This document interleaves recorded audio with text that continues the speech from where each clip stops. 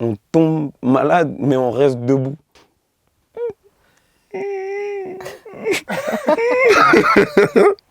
Pourquoi je dois expliquer cette vanne? Arrêtez, quand même. Salut Comédia, c'est Sako Camara. Bon, là, on va parler de ce qui me fait rire. Est-ce que tu te souviens de la première vanne que tu as écrite? Je travaillais au McDo à cette époque-là, quand j'ai écrit mon premier sketch. C'était avec Calvin, encore une fois, Every Day, Every Time. Et j'ai écrit sur le McDo, et la vanne que j'ai écrite, c'est que vraiment, c'est vrai. Il y a une dame, elle est rentrée au McDo, j'étais en caisse, et elle me regarde, elle me dit « Excusez-moi, monsieur ». Je dis « Oui, madame ». Elle me dit « Il y a combien de nuggets dans une boîte de 9 ?» Non.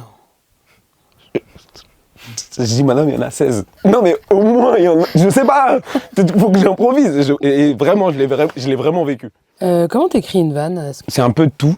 C'est un truc qui m'arrive dans ma vie, j'entends un truc, je note. Surtout, une petite idée, je la note. Et le soir, quand je me couche, je laisse mon cerveau tourner pendant à peu près 30 minutes, 1 heure. Et j'essaye de trouver des angles auxquels les gens n'ont pas forcément exploré.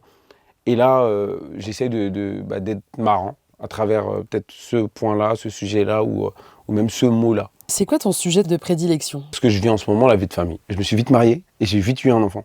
En fait, je suis passé d'un jeune insouciant à un mec qui fait la queue aux impôts. La transition a été trop rapide pour moi, tu vois. Et ça, c'est un truc que je pourrais en parler tout le temps. Je me vois père alors qu'à la base, je suis un gosse, moi. Genre là, il y a 2 enfants. On ne sait pas qui éduque qui. Des fois, ma fille m'éduque, hein. Et c'est fort ce que je dis. Je te jure, on apprend beaucoup par les enfants. Et aujourd'hui, c'est ça. Ma fille, elle m'inspire. Des fois, elle me pose des questions auxquelles je n'aurais pas pensé avant. Et du coup, ça me permet d'aller chercher. Parce que j'ai pas envie que la prochaine fois qu'elle me pose la question, je sois là en train de bugger. Parce que aujourd'hui, en tant que parent, tu as vraiment envie de tout donner à ton enfant, toute l'éducation, tout le savoir pour qu'elle puisse bien entamer sa vie. Est-ce qu'il y a une vanne qui t'a marqué? Il y a une vanne quand même qui m'a fait rire. J'avais pris du poids et tout, et un jour je suis monté sur la balance. Et tellement j'avais grossi, la balance, elle m'a dit monter un par un. J'aime beaucoup. Mais justement, quand t'es avec tes potes, qu'est-ce qui te fait le plus rire? Des fois, on regarde des vidéos d'imitation, et il y a des trucs qui nous font rire, même on est un peu à l'ancienne et tout. L'accent. Moi, j'aime beaucoup, je suis très sensible aux jeux de mots aussi. Tu vois, des jeux de mots, ça me fait super rire. Et en vrai, on rit de presque tout, hein, vraiment. On profite de chaque situation pour rire, on rigole. Parce qu'on sait que ça fait du bien, genre, c'est la santé. On s'envoie des vidéos. Genre de quoi? Par exemple, de notre vocal.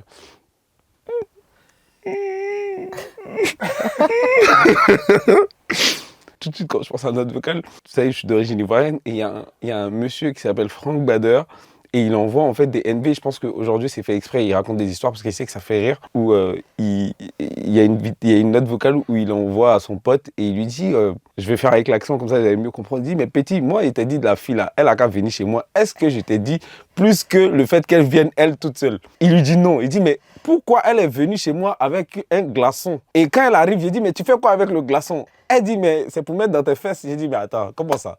C'est pas mes fesses que tu vas prendre pour mettre dans tout Abidjan là, c'est pas poissonnerie. En fait bon, là je l'explique mal, mais sur le coup c'était super marrant. Parce qu'en gros la meuf, elle vient, ils viennent pour faire leur bail et tout. Et au final, elle vient avec plus que ce qui est prévu. Et lui, il n'était pas au courant. Voilà, elle avait d'autres intentions. Voilà. Ça, c'est des trucs qui nous font rire avec mes potes. Est-ce qu'il y a une vanne à toi dont on te parle tout le temps? Il y a une vidéo que j'avais faite il y a 7 ans ou 8 ans, où c'était les élections en France. On voyait une noire au meeting de Marine Le Pen. Enfin, jusque-là, il n'y a pas de problème et tout. Et en fait, il y a un journaliste qui vient vers la dame et qui lui dit vous êtes au meeting de Marine Le Pen, est-ce que vous êtes vous êtes d'accord avec tout ce qu'elle dit, tout ce qu'elle avance et tout? Elle dit bah oui. Il dit est-ce que vous êtes contre l'immigration? Et là la dame elle dit oui. Genre une Renoir c'est un but contre son camp, ça. Dites-moi, qu'est-ce que vous faites ici? Je suis venue au meeting de Marine. Ça veut dire que vous aussi vous êtes critique à l'égard de l'immigration? Oui. Pourquoi je serais pas critique? L'intérêt commun, c'est l'intérêt de la France. L'intérêt commun, c'est le train que tu vas prendre pour rentrer chez toi dans ton pays d'origine. Quand je vois la vidéo, déjà, je vois que c'est une tata, elle est beaucoup plus âgée que moi, donc je me retiens, je lui dis, je vais pas faire la vidéo. Deuxième fois, je retombe sur la vidéo, en fait, je me rends compte que c'est une dinguerie ce que la dame a dit. Je fais quand même pas la vidéo, et la troisième fois, en fait, je lui dis, c'est trop. Est-ce qu'il y a une vanne qui marche pas, mais que tu gardes quand même? Là, en ce moment, je fais un sketch sur les States, où je dis que voilà, les States, en vrai, ils vendent bien leur pays et tout, parce que voilà, vous savez, je fais le côté un peu carré, speak English, je enseigne. Et je dis qu'en gros, je suis tombé malade là-bas et tout. Il fallait pas que je tombe malade, parce que c'est cher un peu. Et mon cousin, limite, il est pas d'accord sur le fait que je sois tombé malade. Et du coup, moi, je lui dis, mais comment ça, je dois pas tomber malade ici? Et je lui dis, mais vous, comment vous faites quand vous tombez malade? Il me dit, bah nous, on tombe malade, mais on reste debout. Cette vanne, je l'ai faite plusieurs fois dans des comedy clubs. Ça a marché une fois et plus jamais ça a marché. Mais moi, je crois au potentiel de cette vanne. Pourquoi je dois expliquer cette vanne? Arrêtez, quand même. Ta position par rapport aux blagues racistes? Ça va peut-être vous choquer et tout, mais des fois, il y en a, elles sont drôles. Hein. Non, mais honnêtement, je condamne le racisme, vraiment. Mais je te jure, vraiment, il y a des vannes, tu vas sur des commentaires de publications, je te jure, des vannes racistes qui sont archi drôles. Et j'en ai ri, je vous dis la vérité.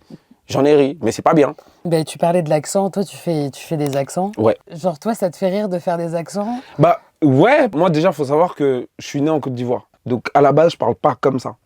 Donc quand je fais l'accent, je fais pas l'accent, je suis moi-même. Et c'est pas tout le monde qui est légitime de faire l'accent. Et quand tu te fais mal, ça devient un peu caricatural, c'est bizarre. Du coup, moi, oui, bien sûr, je suis sensible à l'accent. Quand j'entends l'accent entier et tout, ça me fait rire.